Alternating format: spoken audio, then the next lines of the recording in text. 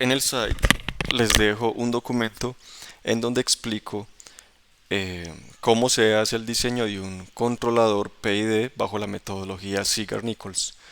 En este documento, pues elaboro una serie de pasos, obviamente una pequeña introducción teórica, doy algunas simulaciones en MATLAB, es importante y sería muy bueno que ustedes las repitieran. Ahí les dejo el código dentro del documento.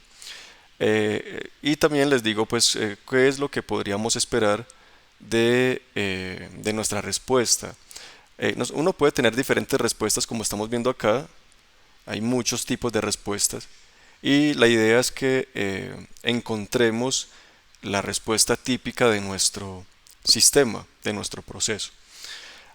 Para poder entender entonces cuál es el comportamiento de nuestro sistema, pues vamos a ir a Arduino. Aquí tengo un programa en donde estoy haciendo un experimento del escalón. Le voy a poner aquí un escalón de amplitud 5. Recuerden que esta función va de 0 a 255. Y obviamente varía un PWM entre 0 y 100%, pero los valores que yo ingreso en el analog write son de 0 a 255. Lo único que hago en esta función, en este programa, es leer el valor de la salida del proceso, activar un, podríamos llamarlo un voltaje o una entrada que puede variar entre 0 y 5 voltios hacia el proceso y luego imprimo lo que ocurre dentro de ese proceso, o sea, como lo que estoy leyendo acá como señal medida del proceso. Y tengo un retardo de 50 milisegundos. Ya tengo el horno conectado, tengo el proceso conectado y vamos a ver qué es lo que ocurre. Con un PWM de 5, uno puede observar que él empieza a subir de una manera suave y se trata de estabilizar en un valor cercano a 80, 84 más o menos, 83, algo así. Esta forma de onda que estamos viendo acá es una forma de onda que corresponde a, a un proceso típico, como les muestro en el documento. De hecho, es algo parecido a esto que estamos viendo acá. Aquí se puede alcanzar a ver que esa respuesta que nosotros obtenemos del Arduino, del proceso, perdón, se parece a esta forma de onda. Si yo aumentara el PWM, por ejemplo, si lo aumento 10 veces, lo pongo en 50, vamos a ver qué ocurre. Uno esperaría pues que él proporcionalmente vaya teniendo una amplitud más alta, pero que vaya conservando más o menos la misma forma de onda. Aquí podemos ver que él obviamente ya tiene una amplitud mucho más grande. Miren que solamente con 50 él llega a valores casi que de 800. Lo primero que uno hace con un proceso es tratar de conocerlo a partir de los datos. En este caso tenemos los datos en forma de gráfica y podemos observar que él trata más o menos de estabilizarse en un valor de 800. Lo que yo quiero que ustedes vean aquí es que esta respuesta se parece mucho a esta que tenemos acá. Es decir, si ustedes ven el documento, hay una función de transferencia, podemos hacer de cuenta que el proceso se podría modelar con una función de transferencia similar a la que se propone para esta respuesta. Recuerde que siempre estamos hablando de sistemas a los cuales se les excita con una señal tipo escalón. Si yo tomo este sistema y sigo ampliando, sigo aumentando la señal, voy a decir, por decir cualquier cosa, voy a poner 150, recuerden que el máximo es hasta 255, pues esperaría que él siga comportándose igual, solamente que en amplitudes mayores. Aquí pasa algo particular, y es que él empieza a crecer y llega al límite, se satura hasta 1023 y realmente la señal del proceso sigue hacia arriba. O sea, realmente si el Arduino tuviera la posibilidad de de leer esos valores, pues daría 2000, 3000, 5000. El máximo, el Arduino máximo, llega a 1023. Entonces miren que él subió como una especie de línea recta, subió como si fuera una línea recta y se quedó en 1023. Si yo le pongo un valor diferente y grande, por ejemplo, le pongo un valor de 250 y lo descargo, como el proceso ya quedó con un valor alto en su salida, él no baja de 1023. Recuerden que en este momento el proceso se está moviendo en esta área de arriba, por encima del valor máximo que puede sensar el Arduino, y por tanto él simplemente mide 1023. Todos los voltajes que estén por encima de 5 voltios, por decirlo de alguna manera, o de 1023 en este caso, dan 1023. Él no puede medir más de 1023. Si les llega a pasar es porque de pronto tienen el sistema saturado, y obviamente si ustedes vuelven a poner un PWM pequeño, pues que este realmente no es tan pequeño, pongámoslo en 10. Digo que no es tan pequeño porque daba alrededor de 800 más o menos y el máximo llega a 1023. eh, Pueden ver cómo él empieza a bajar. Empieza a bajar y luego llega a un valor límite. Y aquí, bueno, aquí empezó, aquí estaba bajando porque está en 1023.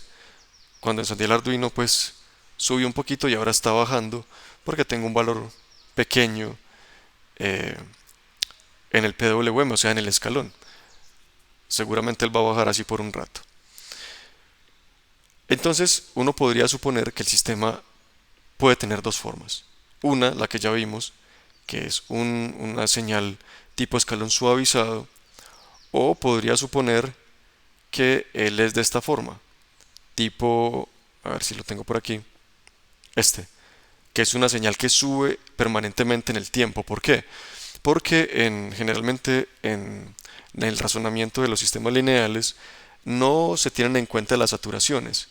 Entonces, uno podría asumir que, o si bien él crece de manera, si le pongo por ejemplo 150 como lo hicimos en el analog write, él le sube, sube, sube hasta que se satura y podemos suponer esta forma de onda o podemos suponer esta.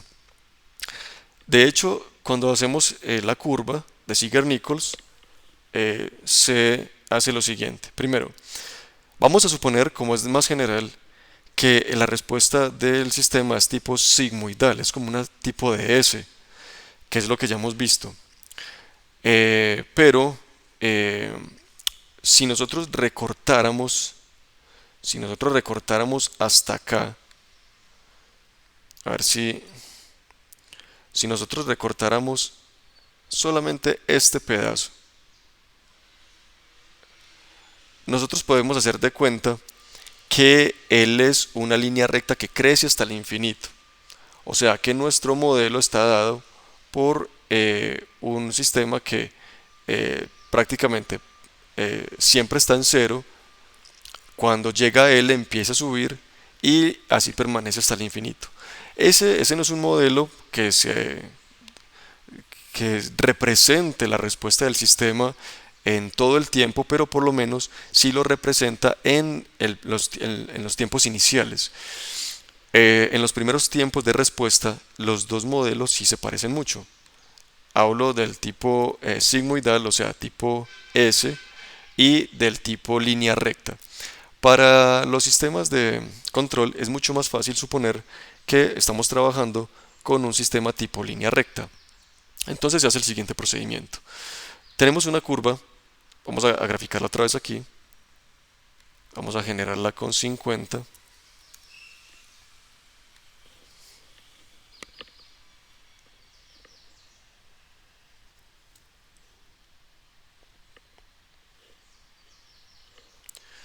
Y vamos a observar que da él con 50. Listo, empieza a crecer.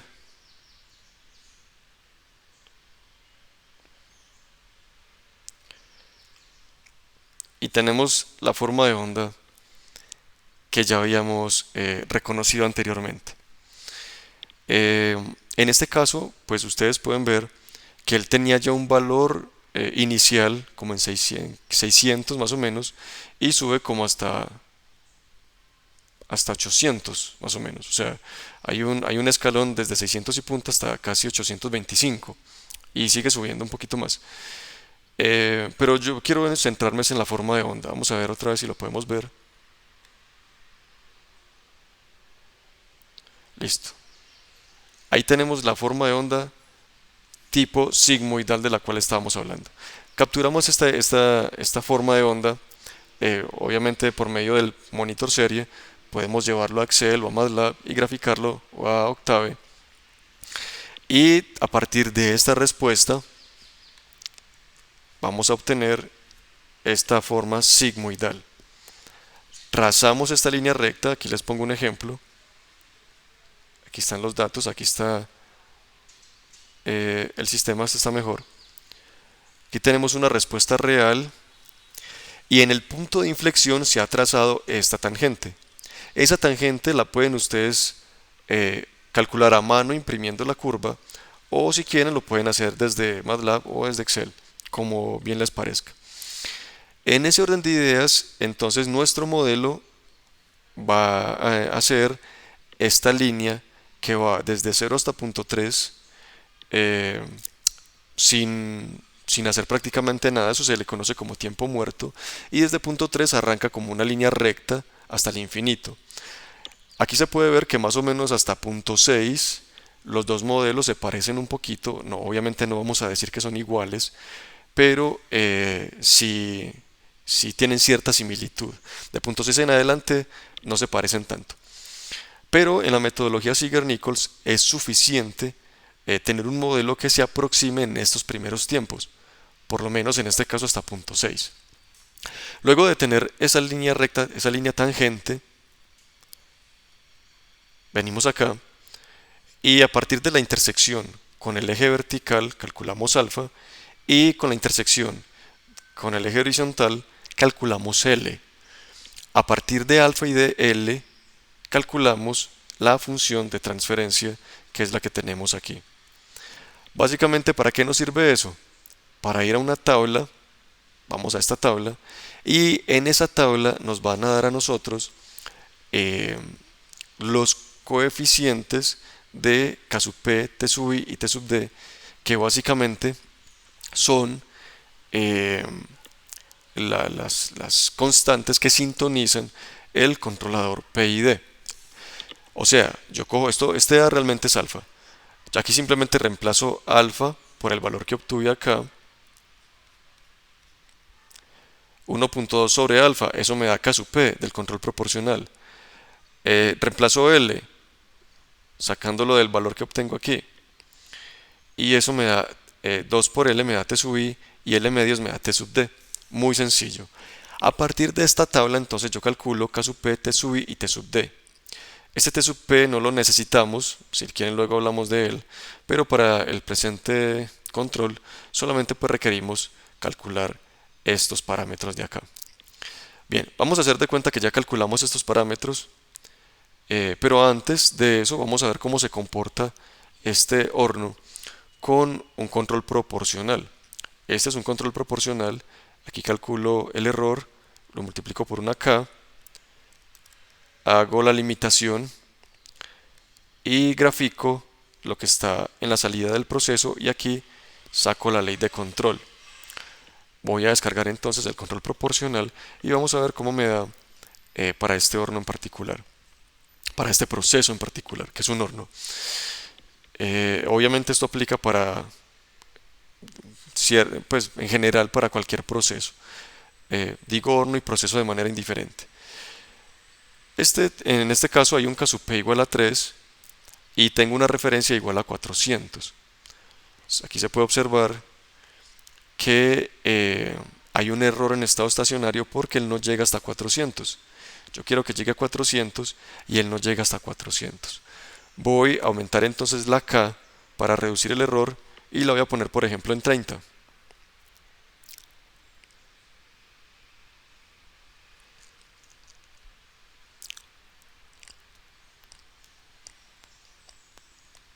Vamos a observar qué pasa. Se nota que la oscilación es muy alta, muy alta. Las oscilaciones son muchísimas y obviamente pues no podemos tolerar un sistema con ese comportamiento. Como básicamente el sistema se nos volvió inestable, pues tenemos que bajar el nivel de la K. Vamos a bajar el nivel de la K. La vamos a bajar, por ejemplo, a 15, a la mitad. Recuerden que una metodología válida que yo propongo para sintonizar controles proporcionales es este método empírico, que realmente pues, aunque la literatura pues no lo respalde, dentro de mi experiencia personal, considero pues que es totalmente válido. Aquí pues se obtiene un comportamiento todavía muy oscilatorio, realmente el resultado sigue sin ser muy bueno. Vamos a poner por ejemplo una K de 8, yéndonos como por la mitad, mitad de 30, mitad de 15, pues más o menos. Le pudimos haber puesto 7,5, pero dejémosla en 8 a ver qué hace. Veamos en 8 qué hace.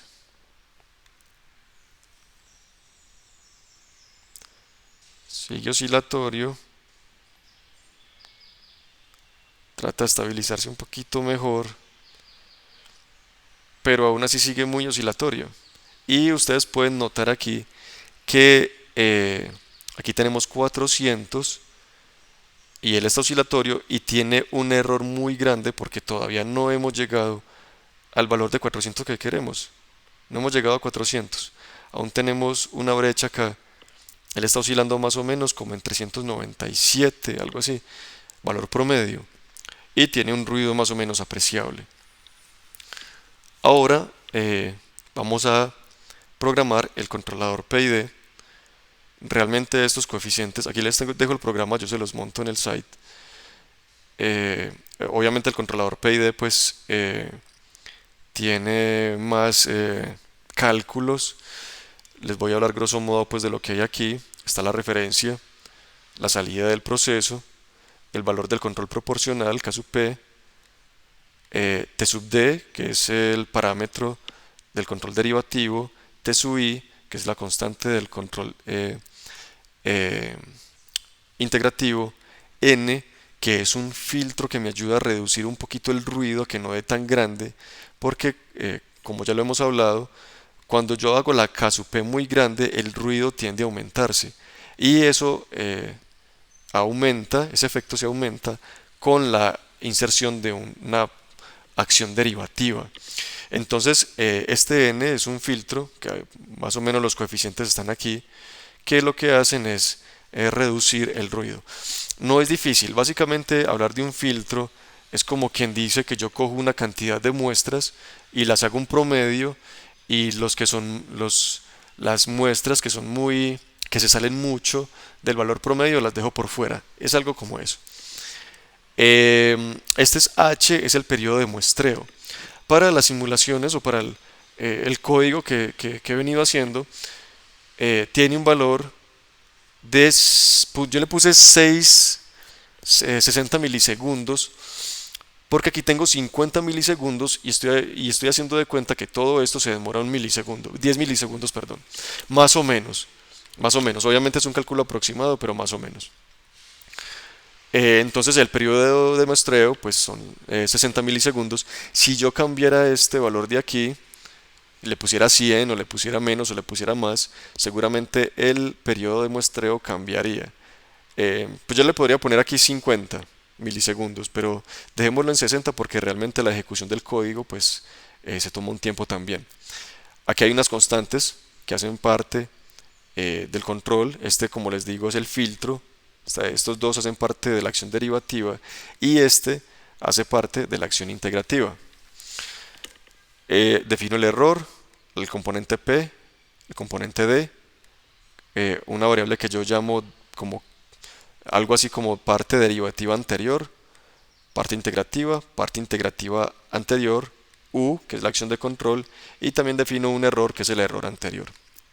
Para arrancar, pues hago lo de siempre, esto ya lo hemos hecho, ustedes ya saben qué significa esto, también esto, leemos un valor del proceso, calculo el primer error y calculo los primeros valores de DA y A, que son valores que voy a necesitar para el cálculo de la parte derivativa y la parte integrativa. Luego, ya en el ciclo de control, aquí ya arranca el control como tal, leemos la variable del proceso, hacemos, calculamos el error, calculamos el componente proporcional, calculamos el componente derivativo y calculamos el componente integral.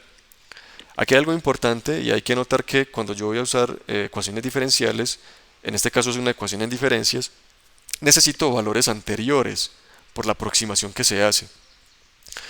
Entonces, este es una derivada anterior y esta es una integral anterior. Y lo único que hago es respaldar el cálculo en esta variable auxiliar, en estas variables auxiliares que llamé IA, I de su A, que lo que hacen es respaldarme el valor de este cálculo para el ciclo siguiente, de manera que el D que yo calculé en este ciclo actual en el próximo va a ser DA, y así pues se cumple pues el cálculo de la derivada de la integral. Por último, entonces yo calculo U es la suma de la parte proporcional, la parte integral y la parte derivativa, lo de siempre, saturo, por si me da más o menos de lo que debería, llevo la acción de control hacia el proceso y por último pues grafico los datos, obviamente con este retardo pues que ya hemos hablado de él. Voy a descargar el controlador PID con esos parámetros pues que obtuve y vamos a ver cómo se comporta el proceso. Vamos a enfocarnos principalmente en lo que observamos, que es el error.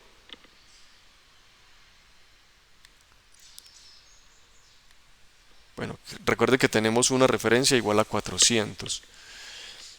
En este momento vamos 325, 360.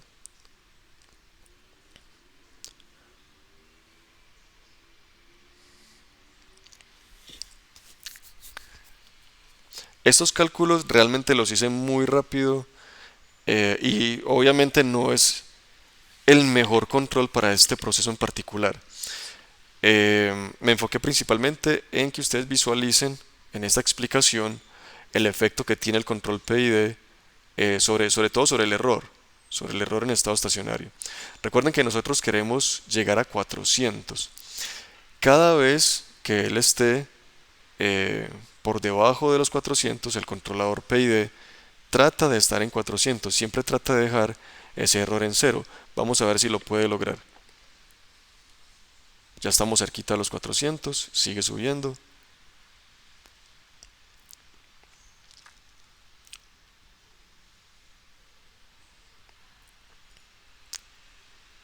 $399, estamos muy cerca.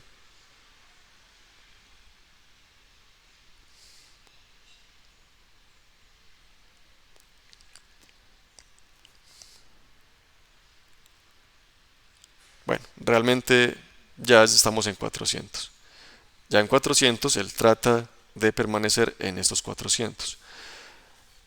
Lo que pasa aquí es que eh, seguramente con un mejor cálculo el tiempo de respuesta va a ser menor, pero no importa. Asumamos que para este proceso en particular lo que queremos minimizar es el error. Y ustedes pueden ver que aunque con el control proporcional teníamos unas ventajas, en este caso tenemos un comportamiento muy superior, por lo menos desde el punto de vista del error. Vuelvo y les digo, la idea es que ustedes obtengan mejor tiempo de respuesta, mayor estabilidad, menos error y también mejor respuesta a perturbaciones. La idea del controlador PID es que pueda optimizar cada una de esas variables. Yo les dejo el programa en el site eh, y, y espero pues que este video pues les haya ayudado a comprender un poquito más de cómo se implementa este control. Vuelvo otra vez y me remito al archivo que les dejo, el documento. Aquí les pongo el ejemplo, les pongo unas demostraciones de por qué esas variables que se ven tan extrañas, que T sub D, N, esto es lo que les decía del filtro. Aquí está cómo se demuestra que se hace, cómo es que se implementa la parte derivativa y la parte integral. Obviamente para que ustedes no solamente pues implementen el control con estos pasos, con los pasos que dijimos aquí, sino que tengan también razón de causa acerca de por qué se está haciendo lo que se está haciendo. Recuerden en todo caso, aquí ya para terminar, que los pasos son muy simples. Primero, se obtiene una forma de onda parecida a algo como esto. En segundo lugar, se calcula alfa y L. En tercer lugar, se va a la tabla, se calcula K sub P, T sub I, T sub D, y luego van al código del Arduino, y en el código del Arduino ingresan los valores para K sub P, T sub I y T sub D.